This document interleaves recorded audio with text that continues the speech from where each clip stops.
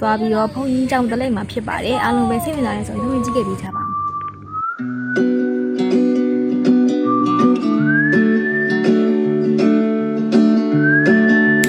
လမ်းမှာမိုးရီအရန်မိတယ်ပေါ့နော်မိုးရီအရန်ကြည့်ရနောက်ဆိုတော့သူရဲ့အိမ်ကိုရောက်ပြီဒီမှာကျမတို့ညနေစာအရင်ဆုံးစားနေကြတယ်ပေါ့ညနေစာတော့ဘာမှတိတ်အများကြီးမို့သူရဲ့လက်ဖက်ရည်နဲ့အဲ့ဒီမုတ်လီနည်းနည်းပါစားကြပါတယ်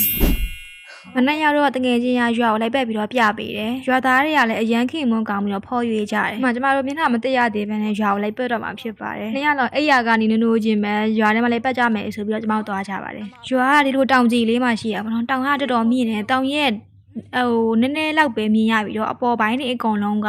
အဲ့လိုမျိုးတိမ်နေနဲ့ဖုံးနေတာပြီးတော့အဲ့ဒီမှာပထမဦးဆုံးအင်ဒိုနီးရှားရောက်ပြီး6လလောက်မှာပထမဦးဆုံးတက်တန်တစ်ခုမြင်ခဲ့တယ်အရန်လှပြီးတော့တော်တော်ကြီးကိုตาရနေရောတကယ်ချင်းကကျမကိုခေါ်ပြီးတော့အဲ့လိုလှတဲ့နေရာလေးလိုက်ပြီးတော့ပြပေးတယ်ဒီမှာနေတဲ့မျိုးကကြတော့ကျောင်းရှိတဲ့မျိုးဆိုတော့လူတွေလည်းရမ်းများတယ်ဆိုင်ကယ်တွေလည်းအဲ့လိုအများတန်းရှုပ်ရှက်ခတ်နေတာပေါ့နော်ဒီမှာကြတော့ရွာသေးသေးလေးဖြစ်တယ်နေရာတွေအရန်ตาရတယ်ပြီးအဲ့လိုတောင်ကြီးလေးမှရှိပြီးတော့ဆိုတော့ရာသူတို့ကလည်းတော်တော်ကြီးကိုကောင်းနေပေါ့နော်အေးလေးကနေလို့ကောင်းတယ်အခုကကြတော့ဒီတောင်ကြီးနားမှာရှိတဲ့ဖုန်ကြီးကျောင်းကိုတကယ်ချင်းကလိုက်ပြီးတော့ခေါ်သွားပြတာဖုန်ကြီးကျောင်းကတော့သူတို့ရဲ့နေမှာနာမည်ကြီးရလို့ပြောရဲပေါ့နော်တော်တော်လေးကိုလာကြရလို့ပြောတယ်မင်္ဂလာပါရှင်မင်္ဂလာပါစေ from Boyolali တို့ရဲ့ရွာလေးကအလိုတောင်ကြီးမှာအေးချစ်ချင်းလေးနဲ့ရှိနေပြီးတော့လမ်းလေးချင်းလေးတွေအိမ်သေးလေးတွေနဲ့တော်တော်ကြီးကိုနေချင်းစပွဲတာယာတဲ့နေရာလေးလို့ပြောလို့ရတယ်ဒီဖုန်းကြီးကျောင်းဆိုလဲဖုန်းကြီးကတော့အများကြီးမရှိဘူးเนาะဒီမှာကျောင်းထိုင်ဖုန်းကြီးနဲ့အဲ့လိုကူပြီးတဲ့ဖုန်းကြီးလောက်ပဲရှိတယ်သူတို့တရားစကန်လောက်ဝင်နေသူတွေကတော့တနင်္ဂနွေနေတိုင်းလာကြတယ်လို့ပြောတယ်ခုကဖျားဖို့ရောက်တော့ဖျားဥကတော့မှာဖြစ်ပါတယ် Now we will go back home take a shower then we will go to Buru ညနာမသိပဲနဲ့တရားလုံးပတ်ယုံသားမှာကကျမတို့ဖုန်းကြီးကျောင်းပေါ်ပါတက်ပြီးတော့ရောက်ခဲ့သေးတယ်ဒါတော့ကျမတို့လာခဲ့တဲ့လမ်းတွေပါတော်ရွတ်သားရတယ်အခုအိမ်ပြန်ရင်မိုးချိုးပြီးတော့ကျမတို့နောက်ထပ်တနေရာမှာရှိတဲ့ဖုန်းကျောင်းတို့သွားကြမှာဖြစ်ပါတယ်ဒါတော့အုံသီးဆိုင်ပြုတ်ပါကျမမနှက်စာနေနေတာလေးစားခဲ့ရတာအရန်စားကောင်းပါတယ် Giarti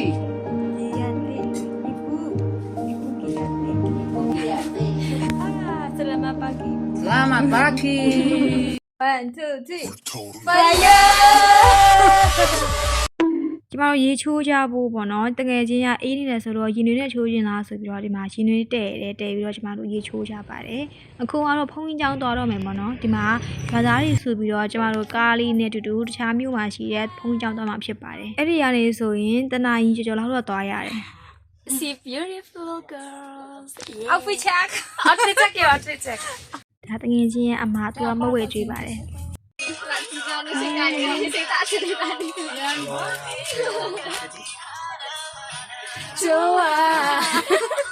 အင်ဒိုနီးရှားတွေလည်းလေတချင်းဆိုရတာအရန်ကြိုက်ရတဲ့ပုံမှန်ကျမတို့ကားသွားတဲ့တစ်လျှောက်လုံးသူတို့တွေမိုက်လူပြီးတော့အစိုးကြတာတယောက်တစ်ပုတ်ဒါပေမဲ့ဆိုရတဲ့ချိန်တွေအကောင်လုံးကလည်းအဆွေးသချင်းတွေဆိုတော့ကျမတလန်းလုံးအိပ်ပြီးတော့လေးလာရပါတယ်ညတစ်လျှောက်လုံးကတော့အတူတောင်တန်းလေးနဲ့နေတတာလေးဆိုတော့တော်တော်ကြီးကိုလှပါတယ် Waiting for you That's so beautiful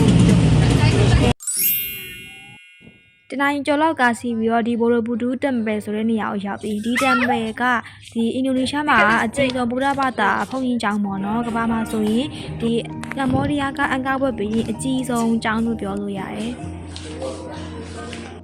ဒါကတော့ကျမတို့ရွာသူရွာသားလေးတွေဖြစ်ပါတယ်အရန်ဖော်ရည်ပြီးတော့ကုညီလေးကြတယ်တကယ်အင်ဒိုနီးရှားတွေကလည်းအရန်ကျင်တာတက်တယ်လို့ပြောလို့ရတယ်ဒီလားအခုကဒီ shuttle bus စီးပြီးတော့သွားရမှာကျမတို့ကတော့အရှိမလူတွေများနေတယ်လို့ခဏစောင့်နေရပါတော့ဒီလိုလာတာကဖုန်းကြီးကျောင်းမှာအဲ့လို event တစ်ခုရှိရဲပေါ့နော်ဖုန်းကြီးတွေအများကြီးလာပြီးတော့အဲ့လိုမာကားပူဇာလို့ခေါ်တဲ့ဒီပွဲတစ်ခုကိုကျမတို့လာကြတာအဲ့ဒီမှာဆရာတော်တွေဩဝါဒချွေတာလေးနားထောင်ဖို့နဲ့အဲ့ဒီမှာ meditation walk ပေါ့နော်အဲ့ဒီဟာလေးပါဝင်ဖို့တွေ့လာကြတာဖြစ်ပါတယ်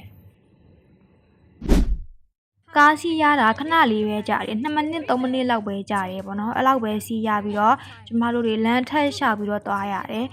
ဒီသူကကြတော့ဒီဖုန်ကြီးကျောင်းရဲ့အရှိတ်ဘက်မှာစင်ထိုးပြီးတော့တခြားလေးပြင်ဆင်ထားတယ်ပေါ့နော်ပြီးရင်အဲ့ဒီမှာလက်မှတ်ကကြတော့ free ပေါ့နော်အဲ့ဒီနေ့တစ်နေ့အတွက်ပြီးတော့ဒီလက်မှတ်တစ်ခုဆိုရင်သူတို့lunch နေ့လည်စာလည်းပေးတယ် ဆောက်သွားချင်တဲ့နေရာမရဘူးအကုန်လုံးနေရာတွေကပြည့်နေကျွန်တော်နောက်ဆုံးမှထိုင်ပြီးတော့အမဦးလေးကြီးတယောက်ရဲ့အကူညီနဲ့အရှိမနေရာရသွားတယ်အခုဆိုရင်ဆရာတော်တွေအားလုံးစပြီးတော့ဒီတဲကိုဝင်လာကြပြီ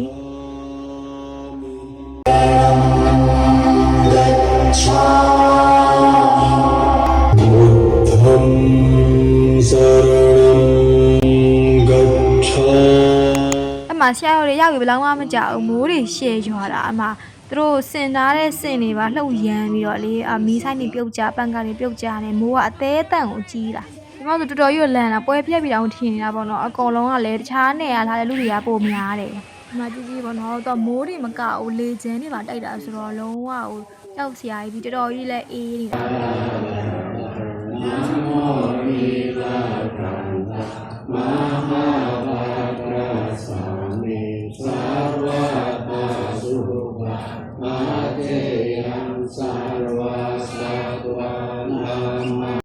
အစီအစဉ်ပြီးသွားတော့ဆရာတော်တွေရောဒီဧည့်သည်တွေအကုန်လုံးကဒီဘုန်းကြီးကျောင်းပေါ်တက်ပြီးတော့ဒီ meditation walk ပေါ့နော်မြန်မာပြည်မှာဆိုရင်တရားစခန်းဝင်တဲ့အခါကျရင်ညနေဘက်အဲ့လိုယောဂီတွေလမ်းလျှောက်ရင်းနဲ့တရားမှတ်တဲ့မျိုးပဲဒီဟာလည်းအဲ့လိုမျိုးပဲပေါ့နော်တဖြည်းဖြည်းလမ်းလျှောက်ရင်းနဲ့ဒီ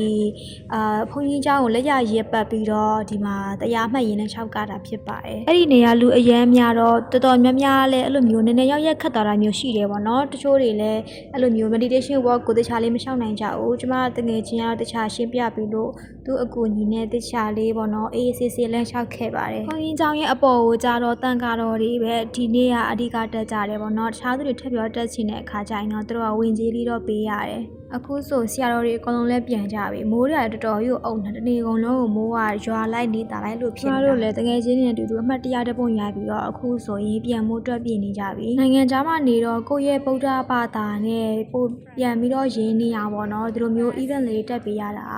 ကောင်းတယ်ကိုယ့်ရဲ့စိတ်ကိုလည်းငြိမ်းချမ်းစေတယ်ပြီးရင်ကိုယ့်ရဲ့ယုံကြည်ချက်တူတဲ့သူတွေနဲ့လည်းတွေ့ရတဲ့အခါကျတော့စိတ်ကပို့ပြီးတော့ချမ်းမြေ့စရာကောင်းတယ်ပေါ့နော်ဒီဘုန်းကြီးကျောင်းထက်ကိုသူ့ရဲ့ကွင်းပြင်ကအရန်ကျဲတယ်ပေါ့နော်မြန်မာပြည်မှာဆိုရင်ပြည်သူရင်ပြင်လောက်တောင်ကျဲမယ်ထင်တယ်အရန်တော်တော်ရွတ်ကျဲပြန်တဲ့အခါကျတော့အကျိုးပို့လုပ်ပြီးတဲ့ bus တွေကလုံးဝမရှိတော့ဘူးအကုန်လုံးနားကုန်ကြပြီအဲ့ကြောင့်မို့လို့ဧည့်သည်တွေအကုန်လုံးက